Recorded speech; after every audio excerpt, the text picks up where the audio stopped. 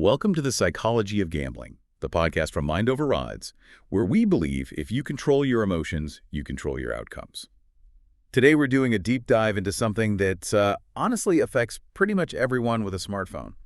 Yeah, and to kick things off, think about this. You know when you pick up your phone just to check a single text message or look at the weather and suddenly 45 minutes have gone by and you're just doom scrolling, feeling totally out of control? Oh, absolutely. Happens to me all the time. Right. Well, imagine taking that exact same feeling, that complete hijacking of your attention, but instead of just scrolling through photos, there is a high-stakes casino silently running in the background.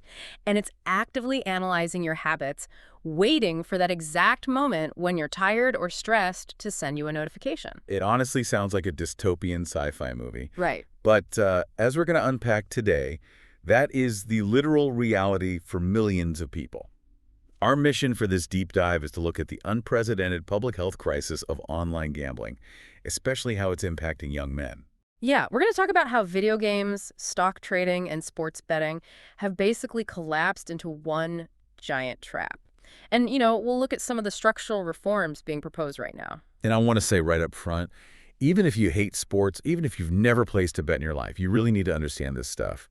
The behavioral tricks these apps are perfecting right now are reshaping how an entire generation views money and risk. Oh, for sure. It's spilling over into everything. But, to really grasp how big this crisis is, we have to rewind a bit, back to 2018. That was the huge turning point, right? Yeah, 2018 was when the Supreme Court overturned a law called PSPA. Basically, before that, if you wanted to legally bet on a football game, you had to physically go to a casino in Vegas. There was friction. Right. You had to, book a flight, get a hotel room, plan a whole trip. Exactly. But when that law fell, the floodgates just ripped open. Now, over 38 states have legalized sports betting. We went from gambling being this rare planned vacation to essentially having a slot machine duct taped to your hand 24/7. Duct taped to your hand, that's exactly what it feels like. And the demographics on who is using these apps, it's staggering. Something like 48 to 52% of men aged 18 to 49 have an active sports betting account now. Half of that entire group. And the fallout from that frictionless access is happening in real time. Young U.S. men are now showing a 10% problem gambling rate.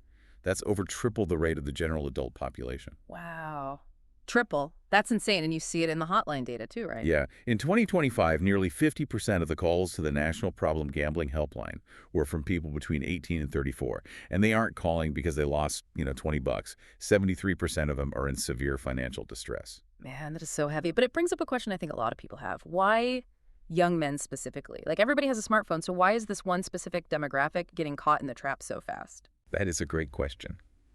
And it comes down to a perfect storm of biology colliding with technology. So in the developing male brain, the prefrontal cortex, which is the part that handles impulse control and long-term planning, doesn't fully mature until the mid-20s. Okay, so their braking system is basically still under construction. That is the perfect way to put it. The brakes aren't fully installed. Combine that with a natural high sensitivity to dopamine and rewards, and you're handing a high-speed behavioral modification tool to the exact people who are neurologically the most vulnerable to it. That makes so much sense biologically, but how are they even getting into this ecosystem? Because, an 18-year-old doesn't usually just wake up and download a sportsbook out of nowhere, right? Right, and this is where it gets really sneaky.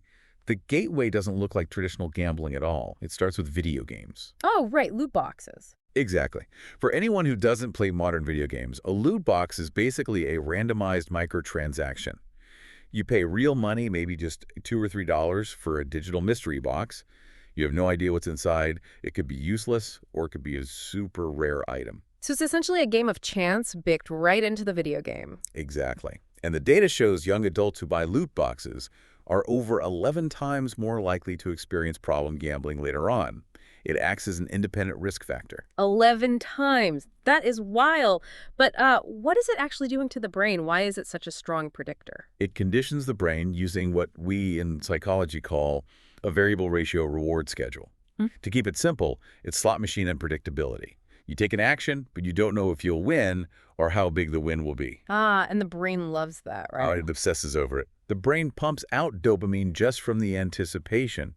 So these video games are paving the neural pathways for gambling long before the kid is 21. When they finally do download a betting app, The app doesn't have to teach them how to chase a dopamine hit. It just changes the currency. That is genuinely terrifying. But, the pipeline doesn't even stop at video games. It bleeds straight into, like, speculative finance, too. Have you seen these prediction markets lately? Oh, like Polymarket, where Yeah. people are betting on elections and stuff. Yes. 70% of their users are 18 to 34. And they offer these binary yes or no contracts on literally everything. Politics, crypto prices, what the Federal Reserve is going to do. And what's crazy to me is if you talk to the people on those platforms, they violently reject the idea that they're gambling. Oh, completely. They call it assessing probability or retail investing. But wait, are people really confusing betting on a political election with responsible long-term investing? They absolutely are. And honestly, mechanically speaking, the brain doesn't know the difference. The boundaries between playing a game, trading stocks on an app, and betting on a parlay have just completely dissolved. It's all one continuous spectrum of risk-taking now. And because it's running 24/7, it creates this high-frequency loop that's identical to a sports book. You're constantly checking odds, buying, selling. Exactly. And the financial damage of confusing that high-speed betting with actual investing is brutal. When states legalize sports betting, researchers track a 20% reduction in household brokerage account assets. Wait, 20%? People are draining their safe investments. Yes, they're cutting their traditional investments by a fifth. And at the exact same time, there's a 51.5% surge in high-cost payday loans. People are literally draining their futures to fund immediate wagers. That completely destroys the whole concept of compounding interest and patient saving. But before we get deeper into how these apps are designed to trap you, I think this is a really important moment to just pause. Absolutely. If you or someone you know struggles with compulsive or problem gambling, free help is available 24 hours a day by calling 1-800-GAMBLER.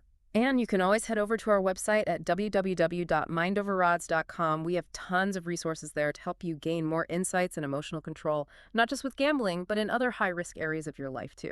Okay, so we've talked about how people get pulled into this ecosystem. But once they're inside the app, the software itself is architected to make sure they never leave. Yeah, the neurobiology here is fascinating. I was looking at some research from the National Institute on Drug Abuse, NIDA, and they actually compare the addictive velocity of mobile betting apps to synthetic opioids like fentanyl. Okay, see, I read that too, and I have to admit, it sounds like massive hyperbole at first. I mean, we're talking about an iPhone app, not a lethal chemical. How do they justify comparing sports betting to fentanyl? Yeah, it sounds extreme, right? But they're looking at the dopaminergic system. Obviously, an app won't cause a fatal physical overdose. But NID is talking about the velocity, the sheer speed of the addiction. Oh, I see. Because it hits the brain so fast. Exactly. With traditional gambling, there is a built-in delay. You play a hand of blackjack, the dealer collects the cards, shuffles, deals again. You have a minute to breathe. To remember you're a human being losing money. Right. But mobile apps strip away all that breathing room. It's continuous, 24/7 access. That high concentration of wagers accelerates the addiction process so fast that neurologically it mirrors the effects of high-potency drugs. Wow. And they use very specific interface tricks to push those buttons too, like the near-miss phenomenon. That blew my mind. Oh, the near miss is so manipulative. It really is. So say you place a complex bet like a parlay where you need 3 players to hit a certain stat. 2 of them succeed, but the last one misses by a single point. You lose your money. But the app doesn't just quietly take your cash, does it? Nope. It flashes, it highlights the screen, it shows you exactly how agonizingly close you were. And the crazy part is your brain does not process that as a loss. Yeah, you mentioned an analogy for this earlier that I thought was perfect. Oh, the dartboard. Yeah, think of it like playing darts. You throw a dart, you miss the board entirely, and you hit the drywall. But instead of silence, the dartboard lights up, plays a siren, and starts cheering for you. It tricks your brain into feeling like a champion, even though you just put a hole in the wall. Right, because neurologically, the brain sees that almost win as a signal that a real win is imminent. It floods your system with dopamine anyway. Researchers literally say it's the dopamine, not the dough. The chemical anticipation is more addictive than the actual money. And then they put that anticipation on steroids with microbetting. It's not just betting on who wins a 3-hour game anymore. You can bet on the very next pitch in baseball, striker ball, next play in football, run or pass. It turns a football game into a slot machine. You get a dopamine hit every 40 seconds. And it's so destructive, the data shows 78% of people who do microbetting are classified as problem gamblers. But the real kicker is what happens when you try to leave. They make it frictionless to deposit money in, like, 2 seconds. But to get your money out, They use these things called dark patterns. Right, obstruction patterns. Over 42% of these apps use them. Yeah, so think about it. Face ID, double click, boom, your money is in the app. But when you want to withdraw your winnings, the button isn't on the main screen. You have to dig through 5 different account menus. And even when you find it, they throw up these warnings, right? Like, are you sure you'll lose your VIP status? Exactly. And if you click yes, they don't transfer it instantly. They hit you with an artificial 3-day delay. Hoping that you'll get bored on day 2, cancel the transfer, and gamble it away. It's so predatory. They remove all the reality clues like clocks or the feeling of physical cash to keep you in what clinicians call a perseverative state. Basically just completely stuck in the loop. Your self-regulation is entirely bypassed. But what happens if someone actually snaps out of it? Say they realize they have a problem, they hit rock bottom, and they try to quit. That's when it gets genuinely chilling. Because if the dark patterns are the passive traps, the VIP programs are the active hunters. Oh, the VIP hosts. There are over 80 civil lawsuits filed against these operators right now. We have to talk about the DraftKings lawsuit in Massachusetts because it perfectly shows the trap. Yeah, lay that out because the math on that promotion was insane. Right. So DraftKings heavily advertised this $1,000 deposit bonus to new users. To a 21-year-old, that sounds like $1,000 of free money. But buried in the terms and conditions, you secretly had to deposit $5,000 of your own money up front just to qualify. Which most 21-year-olds do not have lying around. Exactly. But it gets worse. Then you had to hit a $25,000 wagering threshold within 90 days. You had to place 25 grand in bets in 3 months to unlock the bonus. Structurally forcing you into a frantic, high-loss betting pattern. Yes. And even if you survive that, they didn't give you cash. They gave you site credits that you couldn't withdraw, only use for more bets. But that's just the tip of the iceberg. The real nightmare is for the high-loss players. The apps use AI to track when you're losing heavily, and they assign you a personal VIP host. And this isn't like an automated marketing email. This is a real corporate account manager texting your personal cell phone. Yep. Hey man, saw you had a rough weekend. Here's a customized deposit match. They offer luxury gifts, game tickets, and they time it perfectly. If you haven't logged in for 48 hours, your phone buzzes. And the most shocking part of these lawsuits is that these hosts are allegedly overriding self-exclusion requests, like that case in Pennsylvania. Oh, that case is just heartbreaking. This user realized he had a severe addiction. He explicitly contacted DraftKings, begged them to shut down his account, and asked to be placed on the self-exclusion list. And by law, that should have been it. They're supposed to lock him out immediately. But they didn't. Instead, his VIP hosts kept hitting his personal phone with tailored promos. They wore him down until he relapsed, and he ended up losing an additional $350,000 after he begged to be cut off. Wow, how is that even remotely legal? How can a corporate host ignore someone begging for help? Well, that's exactly what the courts are deciding right now. The lawsuits are arguing that these platforms aren't just harmless entertainment. They are legally unreasonably dangerous products. It really proves that the industry's self-regulation model is a total failure. I mean, if a company's whole profit model relies on VIPs losing huge amounts of money, those safety guardrails are just PR illusions. Which means we can't just tell young men to try harder. And thankfully, the policy landscape is finally shifting. Lawmakers are realizing we need to regulate the environment itself. Right. There's some real momentum now. In the U.S., there's a bipartisan push for the Safe Bet Act. Yeah, the Safe Bet Act is all about mandating friction. It proposes capping deposits to 5 per day. It mandates affordability checks, so the app has to verify your income before you can dump 5 grand into a bet. Which is just common sense. Absolutely. And it completely bans using credit cards to fund accounts. Because honestly, nobody should be going into high-interest credit card debt to place a parlay. It also bans the AI algorithms that track your habits.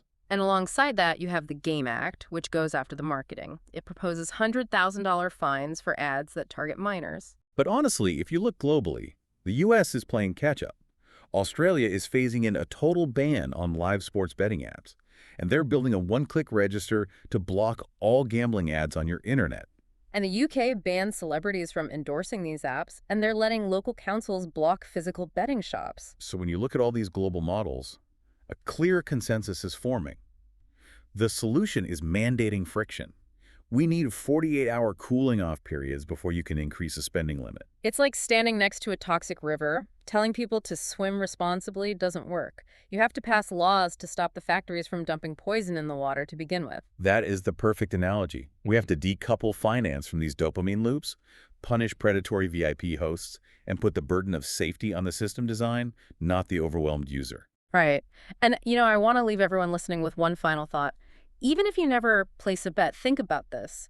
If these neurobiologically engineered mechanics, the frictionless payments, the AI targeting, the near misses are so incredibly effective at modifying human behavior in sports betting, what is stopping other everyday platforms from weaponizing those exact same loops? Ooh, that's a great point. Right. Like, what happens when your workplace software or your kids' educational apps or your social media feeds start secretly using those exact same casino tactics to control your daily habits? Yeah, that silent casino in your pocket is not just taking bets anymore. It's writing the blueprint for the entire digital world. Exactly. Well, if you found this conversation helpful today, please follow and like the show or leave us a 5-star review. It helps more people in our community find these resources. You can also visit the Mind Over Oz YouTube channel for more psychology-based insights on gambling behavior. We'll talk to you next time. Control your emotions. Control your outcomes.